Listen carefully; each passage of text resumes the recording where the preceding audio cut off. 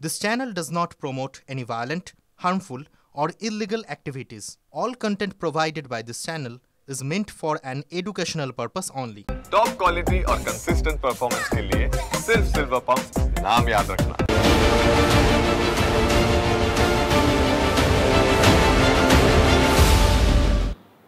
নমস্কার, টিভি9 বাংলায় স্বাগত। দ্বন্দ্বের দশে লিমা রয়েছে আপনাদের সঙ্গে। আর এই মুহূর্তের সবথেকে বড় খবর, এই মুহূর্তের সবথেকে বড় খবরে নজর।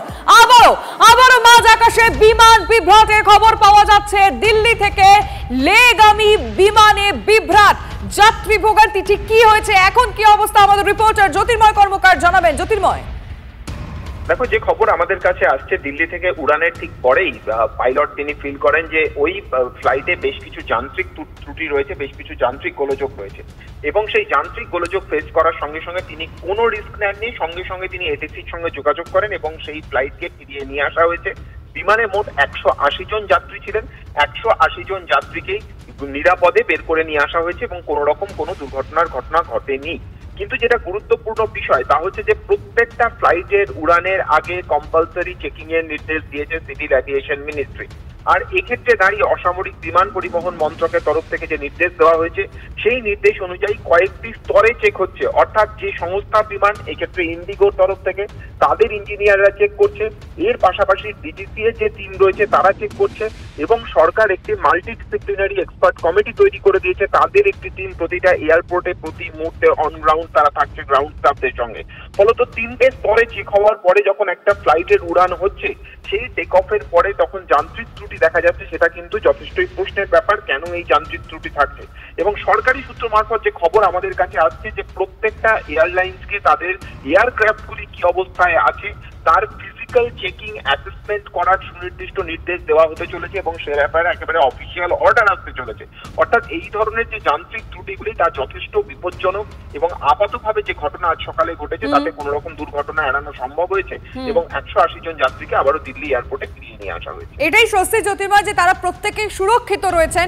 তোমায় আপাতত ধন্যবাদ, কিন্তু আমাদের দর্শকদের আরো একবার খবরটা আমি জানিয়ে রাখতে চাইবো। আবারও মাঝ আকাশে বিমান বিভ্রাট, যেমনটা জ্যোতির্ময় বলছিল, দিল্লি থেকে লেগামী বিমানে এই বিভ্রাট দেখা গেছে। দিল্লিতে ইন্ডিগোর বিমানে জরুরি অবতরণ হয়, টেক অফের কিছুক্ষণ পরে যান্ত্রিক ত্রুটি ধরা পড়ে। বিমানকর্মী সহ 180 জন যাত্রী ছিলেন সেই উড়ানে, প্রত্যেককে নিরাপদে নামানো হয়েছে।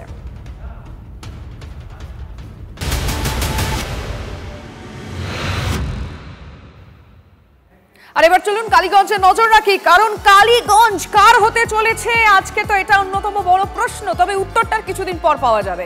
কালীগঞ্জে উপনির্বাচনের শুরুতেই উত্তেজনা দেখা গেল। বিজেপি পোলিং এজেন্টকে বসতে না দেওয়ার অভিযোগ প্রিসাইডিং অফিসারের বিরুদ্ধে। কালীগঞ্জ উপনির্বাচনে মূলত ত্রিমুখী লড়াই। ভোট গ্রহণ শুরুর পরে বিক্ষিপ্ত অশান্তি কিন্তু চোখে পড়েছে। একাধিক বুথে বিরোধী এজেন্টদের বসতে বাধা দেওয়ার অভিযোগ সামনে আসছে। শাসক দলের বিরুদ্ধে বিরোধী এজেন্টদের বাধা দেওয়ার অভিযোগ। সব অভিযোগ তৃণমূলের তরফ থেকে অস্বীকার করা হয়েছে। নির্বাচনে জয় নিয়ে আত্মবিশ্বাসী তৃণমূল প্রার্থী আলিফা আহমেদ। আপনাকে যদি কেউ ভুয়ো নাম্বারে বলে বসতে দেবো না, তাহলে আপনি তাকে বসতে দেবেন না। আমি এই ব্যাপারে প্রতিবাদ জানাচ্ছি, আমরা এই ব্যাপারে প্রতিবাদ জানাচ্ছি। উনাকে কে কল করছে উনি জানেন না। উনাকে যদি কোনো একজন পশ্চিমবঙ্গের অন্য কোনো থেকে কল করে যদি বসতে দিতে মানা করে, উনি তার কথা মানবেন। যদি বসতে দিতে বলছে তার কথা মানবেন। উনি জানেন না কে কল করছে, উনি তার পরিচয় জানেন। ছবিটা দেখাচ্ছি, কিন্তু তার সঙ্গে কথাও বলবো। আমাদের রিপোর্টার সুপ্রিয় গুহ আমাদের সঙ্গে রয়েছেন। সুপ্রিয়, যে মুহূর্তে ছবিটা দেখাচ্ছি তুমি ঘটনাস্থলে উপস্থিত ছিলে, ঠিক কি অভিযোগ সামনে আসছে? উনি কিছুই জানেন না। প্রিসাইডিং হওয়ার একজন অযোগ্য ব্যক্তিকে দেখো, চাঁদঘর আদর্শ বিদ্যাপীঠ 56 নম্বর বুথ, কালীগঞ্জ বিধানসভা উপনির্বাচনের এই বুথেই যেটা বিজেপির তরফ থেকে অভিযোগ করা হচ্ছে যে ভোট গ্রহণ পর্ব শুরু হওয়ার পর থেকেই বিজেপির পোলিং এজেন্টকে বুথে বসতে দেওয়া হয়নি, এবং সেক্ষেত্রে সরাসরি অভিযোগ প্রিসাইডিং অফিসারের বিরুদ্ধে। এমনকি আমরা যখন বুথে পৌঁছই, সেখানে প্রিসাইডিং অফিসার তিনি যেটা দাবি করছেন যে বিজেপির ওই পোলিং এজেন্ট তিনি নিজে ওই বুথের ভোটার না হওয়ার জন্যই কিন্তু তাকে বসতে দেওয়া হয়নি।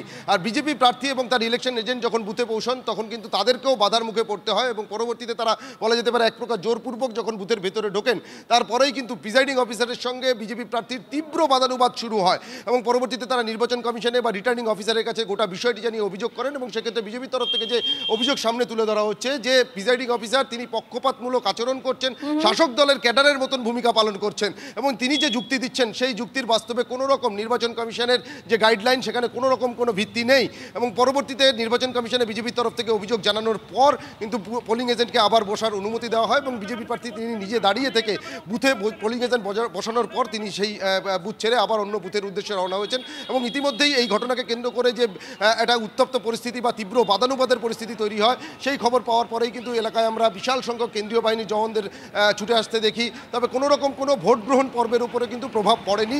তবে নির্বাচন কমিশনের প্রিজাইডিং অফিসারের বিরুদ্ধেও কিন্তু বিজেপির তরফ থেকে অভিযোগ জানানো হচ্ছে, এমনটাই কিন্তু তারা দাবি করেছে। একেবারে তুমি সঙ্গে থাকো সুপ্রিয়, প্রিসাইডিং অফিসারের সঙ্গে বিজেপির যিনি এজেন্ট ছিলেন তার কথা কাটাকাটি হয়, ঠিক কি হতা হয়েছিল এবং বিজেপি প্রার্থী যখন সেখানে পৌঁছন তারপর সেখানে উত্তেজনা তৈরি হয়, ছবিটা দেখাবো। উনিও দেখলাম সেক্টর যেটা বলেছেন সে কথাই একইভাবে বলেছেন। বিজেপি এসছিল কিন্তু তারা হচ্ছে আমাদের যেহেতু বলেছে যেহেতু ওই বুথের যেহেতু মানে ভোটার নয় সেই কারণে সেখানে করা যাবে। বলছেন আপনি তৃণমূলের দালাল বলছেন বিজেপি? না না না, এটা ফালতু কথা, এটা ফালতু কথা, এটা না না, এটা কোনোভাবেই হচ্ছে না। বসতে দিচ্ছে না আমাদের সেক্টর। ভোটার বলতে ওই বুথের ভোটার হতে হবে বলছে, আমি যে বুথে আছি সে বুথের ভোটার হতে হবে, এটা আমাদের বলেছে এবং সেই কারণে আমরা এটা করেছি। ধন্যবাদ। আমরা ছবিটা দেখাচ্ছিলাম আপনাদেরকে, কিন্তু এরই মধ্যে আরো 3টে ছবি দেখাচ্ছে। কালীগঞ্জ কার হতে চলেছে আর কদিন পরেই উত্তর পাওয়া যাবে, কিন্তু সকাল থেকে কিন্তু এই বৃষ্টির মধ্যেই 3 প্রার্থী, অর্থাৎ এই ত্রিমুখী লড়াই মূলত যাদের মধ্যে হচ্ছে 3 প্রার্থী কিন্তু ভোট দিয়ে দিয়েছেন। সকাল থেকে এখনো পর্যন্ত কয়েক ঘন্টা কেটেছে। কেমন ভোট হচ্ছে কাল সেখানে আমি রিপোর্টার আমাদের সঙ্গে কথা বলবো। আমাদের মহাদেব, আমাদের আরেক রিপোর্টার রয়েছেন এই মুহূর্তে। মহাদেব, আমরা ছবিগুলো তো দেখাচ্ছি একটার পর একটা, কিন্তু সকাল থেকেই তো বেশ বিক্ষিপ্ত অশান্তির খবরও সামনে আসছে। দেখো, প্রথমেই সকালবেলা থেকে কিন্তু যখন প্রার্থীরা ভোট দিতে যাওয়া শুরু করেন তারপরে কিন্তু প্রথম বিজেপি প্রার্থী তিনি যখন ভোট দেন তার নিজের দেবগ্রামে বালিকা বিদ্যালয়ে 173 নম্বর বুথে এবং সেখানে ভোট দেওয়ার পরে কিন্তু তিনি যেটা অভিযোগ করেন এবং আশঙ্কা করেন যে এখনো অশান্তির একটা বাতাবরণ তৈরি করার একটা চেষ্টা চলছে এবং বেশ কয়েকটি বুথের মধ্যে বিজেপির যে সকল এজেন্ট রয়েছে তাদেরকে বসতে দেওয়া হচ্ছে না এবং ছাপ্পার একটা আশঙ্কা করছিলেন এবং এই ঘটনার পরে কিন্তু তিনি বিভিন্ন জায়গায় বেরিয়ে যান বিভিন্ন বুথে এবং সেখানে গিয়ে দেখা যাচ্ছে যে বিভিন্ন জায়গায় তিনি সমস্যার কথা তুলে ধরছেন এবং পাশাপাশি তোমায় বলি যে তৃণমূলের যিনি প্রার্থী রয়েছেন তিনিও বিভিন্ন বুথে যাচ্ছেন এবং ঘুরে বেড়াচ্ছেন। তবে সকাল থেকে যেভাবে বৃষ্টি পড়ছিল তাতে কিন্তু এই উপনির্বাচনে মূলত যে নির্বাচনে মানুষকে দেখা যায় ভোট দিতে, অর্থাৎ সাধারণ ভোটাররা ভোটের জন্য লাইনে দাঁড়ান, সেটা কিন্তু লক্ষ্য করা যাচ্ছে না।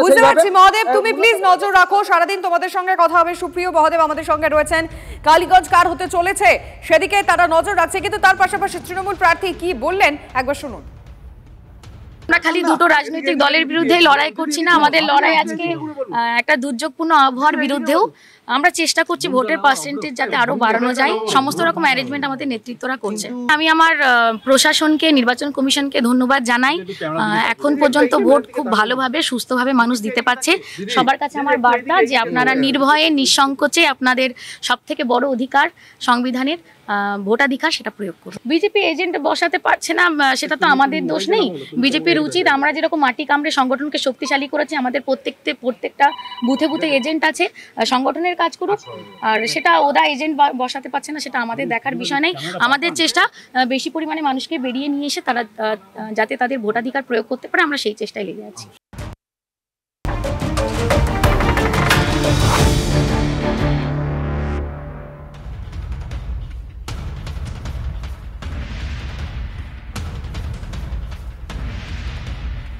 শুরু হয়ে গিয়েছে কালীগঞ্জ বিধানসভা উপনির্বাচন। গতকালই কমিশনের নিরপেক্ষতা নিয়ে বড় প্রশ্ন তুলেছেন রাজ্যের মন্ত্রী চন্দ্রিমা ভট্টাচার্য। গতকাল সাংবাদিক বৈঠক থেকে চন্দ্রিমা বলেন, কালীগঞ্জের উপনির্বাচন নিয়ে কমিশনের ডাকা টেন্ডার এবং যে সংস্থা কাজের বরাত পেয়েছে তাতে আদতে কমিশনের নিরপেক্ষতা নিয়েই প্রশ্ন উঠছে। কালীগঞ্জ বিধানসভার উপনির্বাচনের জন্য ব্যবহৃত কালি থেকে নির্বাচনের সব সরঞ্জাম সরবরাহের বরাত পেয়েছে গুজরাতের একটি সংস্থা। এই নিয়েই কমিশন ও বিজেপি নেতার দেখছে তৃণমূল। জাতীয় নির্বাচন কমিশন 2 জুন অর্থাৎ জুন মাসের 2 তারিখে একটি টেন্ডার ফ্লোট করে। কিসের জন্যে? ওয়েব কাস্টিং এর জন্য।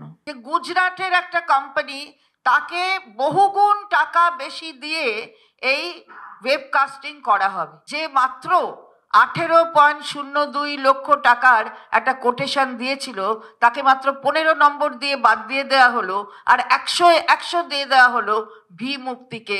তাহলে কি আগে থেকে ঠিক করা ছিল? 1 বছরের জন্য দিয়েছে, খালি কিন্তু কালীগঞ্জের জন্য নয়, মনে রাখবেন। তাহলে উদ্দেশ্যটা কি এটা ভাবতে হবে। বাংলার নির্বাচন 26-এ হবে, তাই বাংলার নির্বাচনকে কেন্দ্র করে কি এখানে অন্য কিছু একটা রাস্তা তৈরি করবার চেষ্টা হচ্ছে? নির্বাচন কমিশন ওয়ান সাইডেড মন্তব্য মুখ্যমন্ত্রীর। কোনটা আপনারা নিউট্রাল করেছেন? Election commission totally your one sided. The people are running the election commission. Do you want justice from them? নির্বাচন কমিশনকে নিজের মতো চালাতে পারছে না এসে বলে এসব অভিযোগ পাল্টা বিজেপি বিধায়ক শঙ্কর ঘোষের।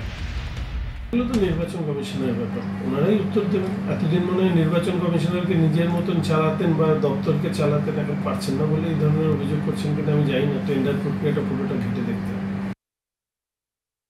নিশ্চিতভাবে পশ্চিমবাংলার শাসক দলের পরিচালনার যারা দায়িত্বে আছেন, যারা সরকারে আছেন, এটাকে ছোট হিসাবে দেখবে না।